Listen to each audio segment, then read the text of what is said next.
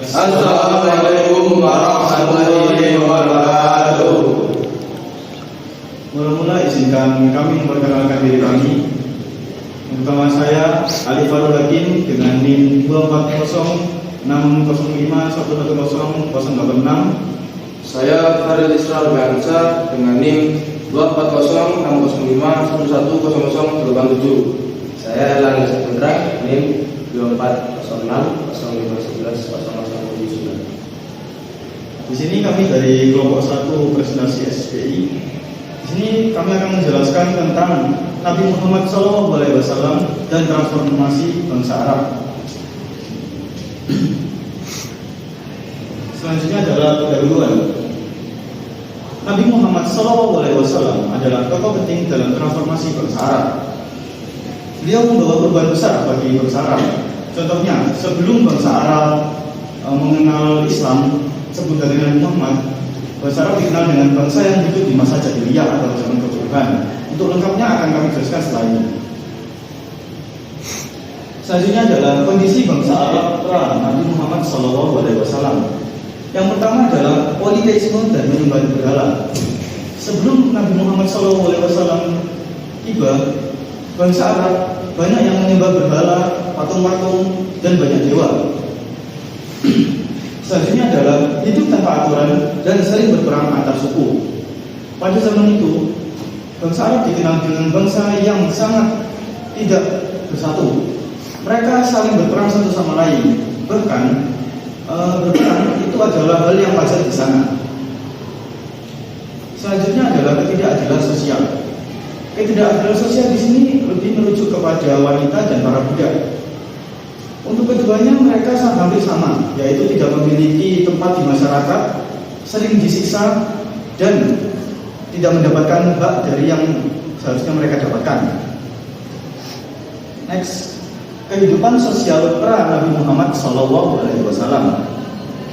Yang pertama adalah perempuan tidak memiliki hak.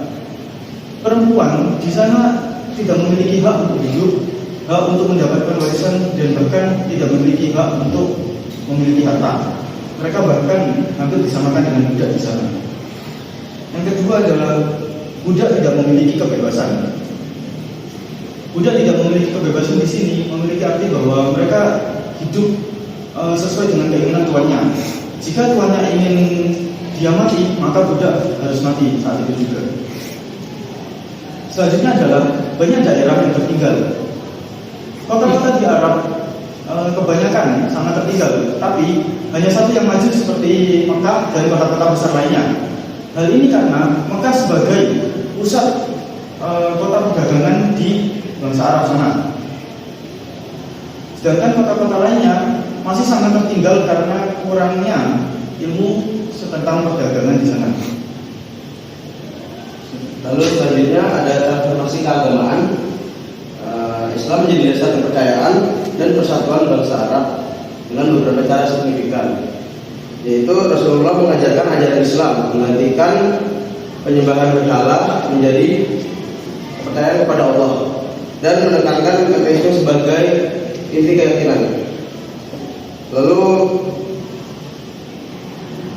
memperkenalkan ajaran tauhid.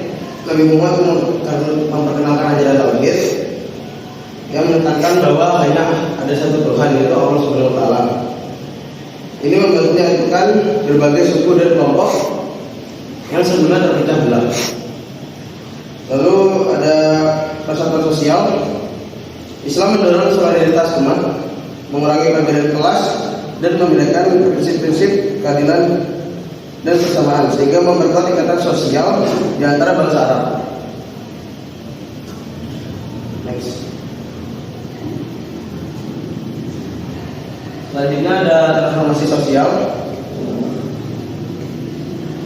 Yang pertama itu ada mengajarkan kesetaraan di hadapan Allah Subhanahu wa taala.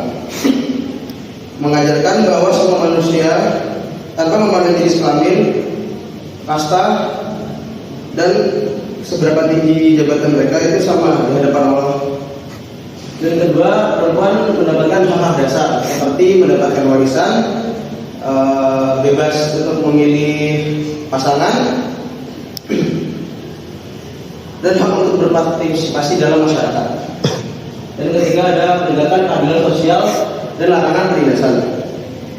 Ajaran Islam menekankan bahwa penegakan keadilan sosial dan melarang segala bentuk penindasan, kekerasan maupun penganiayaan baik terhadap perempuan maupun kelompok lemah lainnya. Baik, selanjutnya adalah transformasi politik yang dibawa oleh Nabi Muhammad SAW. Jadi Nabi Muhammad SAW berhasil menyatukan suku Arab, yang berarti yang awalnya suku Arab ini saling berperang menjadi bersatu karena Nabi Muhammad SAW berhasil menyatukan suku Arab ini. Beberapa cara Nabi Muhammad SAW dalam menyatukan suku Arab ini adalah dengan melalui dakwah Islam, dagang Madinah, dan lain sebagainya. Dalam menyatukan suku Arab ini adalah merupakan dasar untuk penyebaran Islam di kemudian hari. Lalu negara Madinah sebagai sikap buat persatuan politik. Salah satu keberhasilan Nabi Muhammad SAW adalah di kota Madinah, yaitu dengan menyatukan persatuan politik di kota Madinah ini melalui dagang Madinah. Lalu Arab mulai meluas ke luar jazirah. Setelah wafatnya Nabi Muhammad SAW, untuk kepemimpinan selanjutnya dilanjutkan oleh Khulafaur Rasyidin, yang dimana negara Arab ini semakin meluas dikarenakan kepemimpinan ini dilanjutkan oleh Khulafaur Rasyidin, yang dimana bisa meluas ke jazirah Arab Saudi, ke kota Persia dan kota-kota lainnya. Next, dampak global transformasi yang dibawa oleh Nabi Muhammad SAW. Islam menyebar ke berbagai wilayah. Jadi dalam konteks ini Islam menyebar ke berbagai wilayah secara global. Lalu pengaruh besar dalam ilmu pengetahuan, perdagangan, dan kebudayaan. Setelah Nabi Muhammad SAW membawa dampak global transformasi ini, Islam mulai berpengaruh besar terhadap ilmu seperti pengetahuan, perdagangan, dan kebudayaan. Jadi di sini Islam sudah mulai ikut andil dalam masalah tentang perilmuan, pengetahuan lainnya.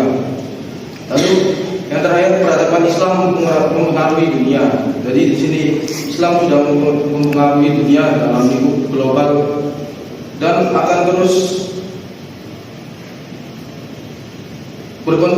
berkontribusi dalam segala hal, mulai dari entah itu dari perilmuan, perdagangan, dan perluasan lain-lainnya.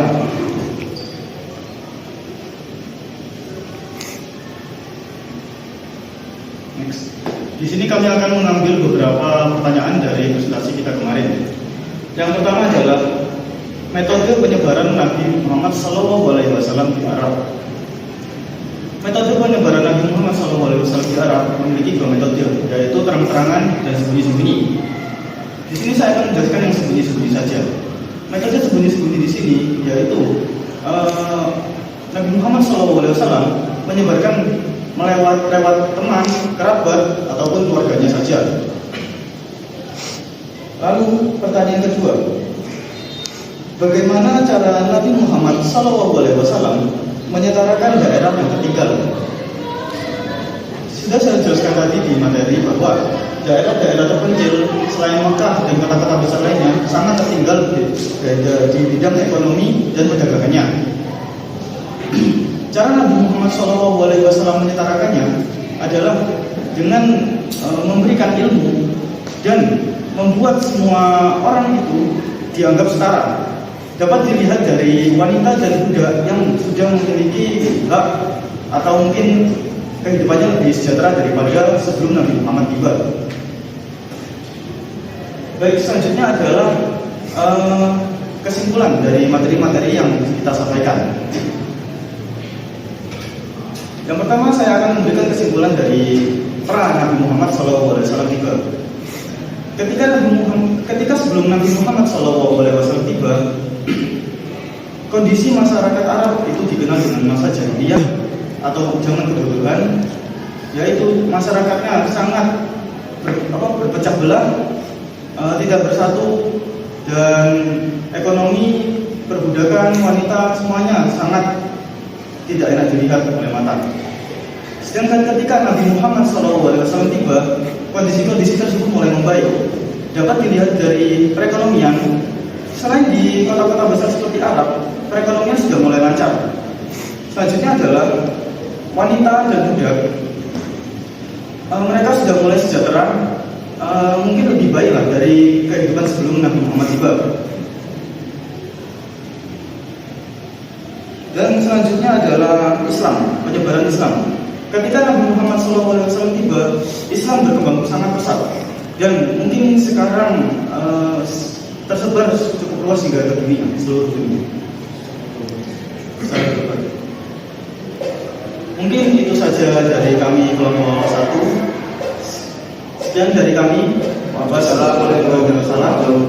Wassalamualaikum warahmatullahi wabarakatuh. Assalamualaikum warahmatullahi wabarakatuh. Perkenalkan, kami dari kelompok 1 tugas SPI Sejarah Peradaban Islam. Kami akan menjelaskan tentang transformasi bangsa Arab sebelum dan sesudah kedatangan Nabi Muhammad SAW. Sebelum itu, izinkan kami perkenalkan diri kami. Saya Erlangga Nisa Putra dengan NIM 240605110079. Dan saya Ali Farul Hakim dengan NIM 240605110086. Dan saya Farid Isral Gansa dengan NIM 240605110087. Langsung saja tanpa berlama-lama lagi, silakan lihat videonya. Yuk. Mau hujan ya Mbak? Iya, Berangkat kuliah nggak? enggak kan? Iya sih, baru perjalanan. Gimana kalau bahas cerita Nabi? Boleh. Mau Nabi apa? Bisa. Janganlah. Nabi Muhammad aja ya. Boleh. Tapi ada satu hal yang ingin bertanyakan. Apa itu? Dulu bangsa Arab sebelum ada Nabi Muhammad gimana ya? Gimana ya? Kacau kali. Assalamualaikum. Waalaikumsalam Pak Ustadz. Duduk sini, Ustaz. Betul sini Ustadz. Di sini aja lu. Ustaz sini, Pak. Bahas apa ini? Gini Pak Ustadz, hujan-hujan gini enaknya bahas tentang nabi-nabi Pak Ustadz. Random amat. Hujan-hujan gini ya tidur lah. Bahas Nabi apa? Bahas Nabi Muhammad SAW. Ya, tapi Pak Ustadz, saya ada satu pertanyaan Pak Ustadz. Gimana bangsa Arab sebelum ada Nabi Muhammad itu gimana Pak? Bangsa Arab sebelum Nabi Muhammad. Ya, Dulu bangsa Arab sebelum Nabi Muhammad itu dikenal sebagai orang-orang yang hidup di masa jahiliyah. Tahu gak masa jahiliyah itu apa? Zaman kebodohan. masa buat Wah, shit, pintar bodoh. Nah, iya, Tar. Pada masa itu konflik banyak terjadi, perang di mana-mana. Oh ya, ada ya itu. Dulu kan kalau sekarang pernah dengar perbudakan nggak? Nah, Iya. Kalau sekarang sering kedengaran nggak kayak di sini ada budak, di sana ada budak gitu? Gimana? Yes, bohong. Ya kan dulu itu perbudakan sangat jelas sekali, sangat banyak sekali di sana. Ya, budak-budak itu disiksa terus, gak ada hak hidup sama sekali. Bahkan kalau tuannya mau mereka mati ya mereka langsung mati aja. Begitu, Pak. Hukum Sekali. ya gitulah. mereka dibayar nggak Ustaz? Kenapa? Mereka dibayar nggak? Dibayar gimana? Bayar dalam bentuk uang atau makanan? Kayaknya enggak sih. Kan soalnya buat hidup aja mereka gak ada, apalagi buat makan. Oh ya, ada lagi. Perempuan juga dulu itu nasibnya tragis banget. Tahu Apa kan? tuh, Pak Ustaz? Nggak tahu. Dulu itu para perempuan itu dianggap di bawahnya lelaki. Kan kalau sekarang itu hampir setara lah ya, kedudukannya setara lah. Kalau dulu itu bahkan mereka itu gak boleh atau gak berhak itu punya harta itu, punya uang gak berhak, memutuskan sesuatu itu gak berhak. Bahkan orang-orang di sana malu kalau punya anak perempuan itu. Diapain tuh kalau punya anak perempuan? Ada yang langsung dibunuh, dikubur itu pada. Aduh, Berarti perempuan dulu sama sekarang beda banget ya. Kalau sekarang kan lebih bebas gitu kan. Ada yang jadi pemimpin, bisa berpendapat bebas. Kalau dulu Ibu Megawati ya. Iya. ya salah satunya. Oh iya, ada lagi yang beda banget sama bangsa Arab sekarang. Itu Apa tahu gak? nggak tahu. Tahu gak? Itu soal perekonomian di kota-kotanya. Kan di Arab itu pastinya ada banyak kota lah ya. Tapi yang paling terkenal yang besar itu Mekah lah. Mekah.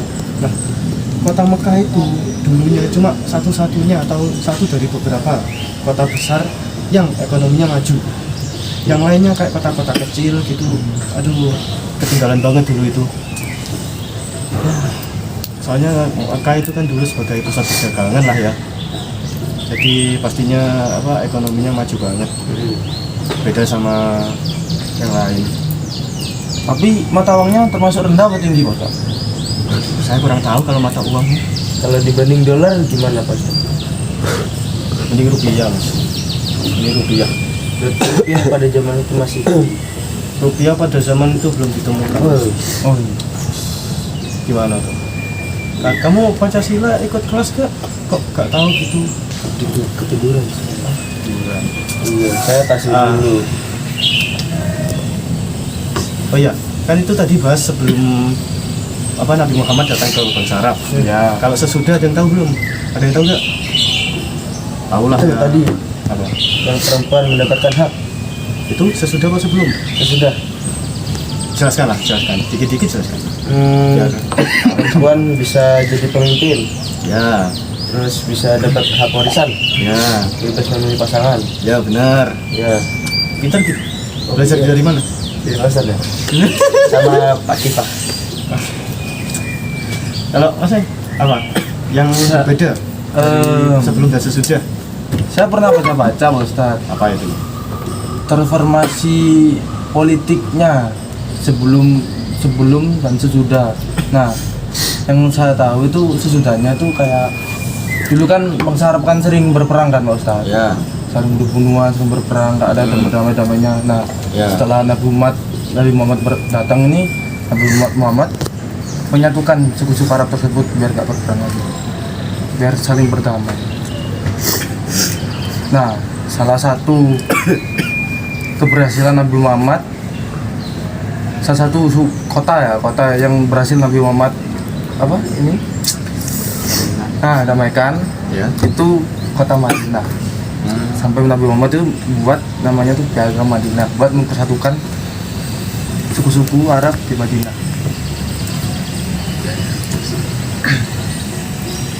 Ada lagi Kak?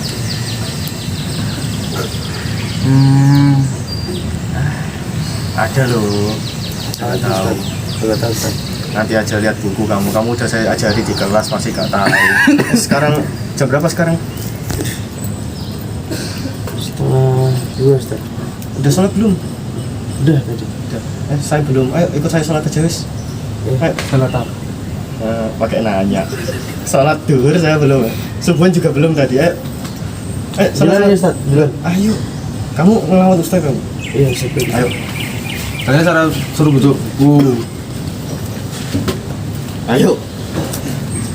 Jadi pelajaran yang kami dapat dari Pak Ustadz tadi yaitu bagaimana sih transformasi bangsa Arab sesudah adanya Nabi itu gimana?